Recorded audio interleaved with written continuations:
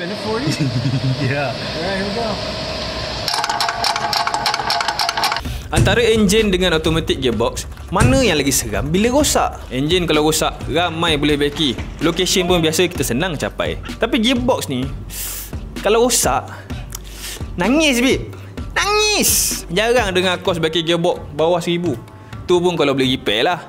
Kalau nak gearbox kita tahan bertahun, belas-belas tahun, jangan buat 5 perkara ni dekat gearbox kita. Dan saya bagi satu mitos pasal gearbox ni dekat akhir video nanti. Mitos seram.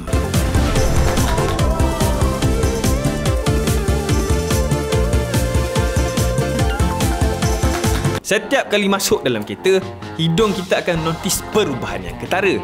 Kalau kereta kita tidak berbau, kita tak rasalah apa-apa. Tapi kalau kereta berbau, masa masuk kereta itulah hidung tangkap terus busuk yang ada. Air Lavia Air Freshener akan bagi haruman yang ketara bila kita letak dekat dalam kereta. Tinggal sehari, esoknya buka pintu kereta, wangi merebak lagi. Dapatkan sekarang sementara voucher masih ada. Jangan bagi kereta kita masuk dalam banjir atau paras air yang tinggi. Dah kenapa? Ni kenapa. Kita tahu yang enjin kita tak tahan dengan banjir. Tapi gearbox kita pun sama. Gearbox kita ada satu benda yang kita panggil transmission vent ataupun breather. Antara manual dengan auto, auto punya temperature point lagi tinggi sebab komponen dia lagi kompleks daripada manual. Dia operate dengan condition yang berbeza, speed yang berbeza, load yang berbeza. Benda ni buatkan pressure dalam gearbox kita expanding. Bila pressure terlalu tinggi, transmission kita boleh leaking. Transmission vent ataupun breather ni lah yang make sure pressure dalam gearbox kita stabil sepanjang masa. Daripada nama pun kita dah tahu. Vent, breather. Udara keluar masuk kat situ. Udara masuk tak ada masalah. Tapi bila air yang masuk, tadah tangan berdoa lah. Gearbox kita ada sensitive part yang akan rosak bila terdedah dengan air.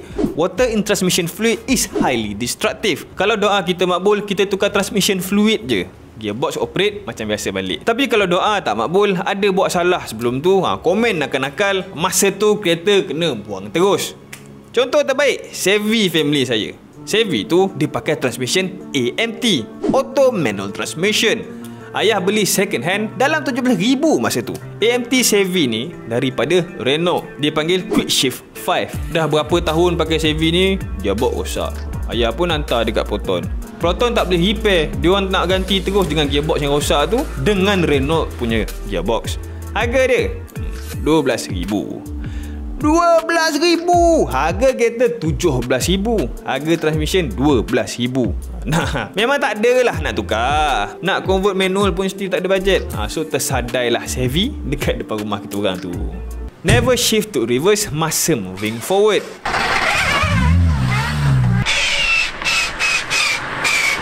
D pun sama. Jangan masuk D masa kereta still mengundur. Make sure kereta stop sebelum changing gear direction. Tapi soalan dia, possible ke untuk masuk reverse masa kereta tengah jalan? Majority kereta ada features yang dipanggil reverse inhibit. You akan ignore reverse request sampailah kereta kita turun pada speed yang reasonable. Namun, ada juga kereta yang tak ada features ni. Ada juga CAN bus failure and inhibit tidak berfungsi lagi. Transmission ni complicated. Tapi bila tadi tu terjadi, transmission band dengan clutch pack akan dapat pressure yang ekstrim. Lagi laju speed kita, lagi teruk gearbox. Ending dia, gigi gear akan rosak and kereta akan mula slipping. Sekali lagi, tadahlah tanganmu. Berdoalah. Nak reverse, make sure kereta stop.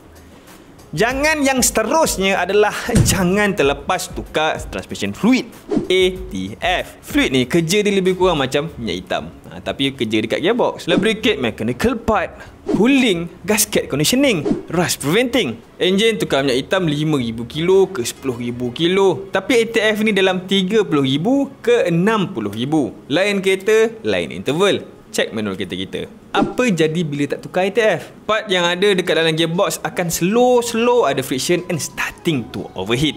Nak shift gear pun dah susah. Gear pun dah asyik tergelincir je. Jangan terlepas untuk tukar transmission fluid.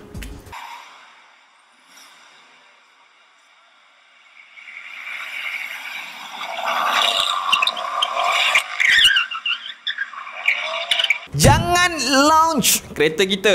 Traffic light merah, tukar hijau, tekan minyak. Untuk kereta yang ada launch control, tu senario lain. Bila kereta kita pegun and engine force datang dengan mengejut, torque converter akan rosak dengan jayanya. Untuk manual, kita boleh dampen clutch kita dengan clutch. Torque converter bukan clutch. Jadi power akan datang mengejut. Launch kereta 6 kali dah boleh tadah tangan sekali lagi. Berdoalah. Jangan masuk P masa kereta masih moving. Reverse, masuk P. Ataupun kereta rosak, towing dengan driving axle tu, masuk P. Perasan tak bila kita masuk P, kereta kita terus brake diam-diam. Tu sebab transmission kita ada satu lock kita panggil sebagai parking pole. Masuk je P, pole ni dia akan melekat dekat gigi shaft tu. Turun dekat R, pole tarik balik. Shaft tu didarik terus ke tayar. Bayangkan tayar tu berpusing, lepas tu kita masuk P. Tak akan mengejut gigi tu? Nak tanda tangan tak? Jangan masuk P masa kereta tengah bergerak. Jadi apa mitos gearbox yang saya janji tadi? Dekat traffic light, kena masuk N. Kalau biar D nanti gearbox rosak. First, engineer kereta yang ada dekat dalam satu brand tu ramai. Malulah kalau seorang pun engineer tak perasan pasal benda ni. Gearbox rosak bukan sebab traffic light biar D. Gearbox rosak sebab kita buat 5 benda tadi tu. Dalam torque converter kita ada turbine dengan impeller. Turbine belah engine, impeller belah gearbox. Bila kita brake, D dekat traffic light, turbine tu bergerak tapi impeller stop. Ya, akan ada stress pada torque converter. Tapi moving a car bagi lagi banyak stress dekat torque converter. Jadi stress yang diberi masa idling while on D terlalu kurang untuk merosakkan kereta, even untuk seluruh hayat gearbox tu. Fuel consumption difference untuk D dengan N masa idling pun terlalu kurang. Jadi biar D masa traffic light, Shah Alam tak bagi isu pada enjin. Yang isu kaki kita lama sangat tekan brake. Kejung babe. Sila subscribe to this channel sekarang. Sebab kalau korang tak subscribe, kan terlepas pula video-video lain nanti. Korang minat kereta, mesti nak tengok kereta, subscribe channel ni. Beli Aerilavia Air Freshener untuk dapatkan pengalaman memandu yang lebih baik. So jumpa lagi lepas ni. Bye.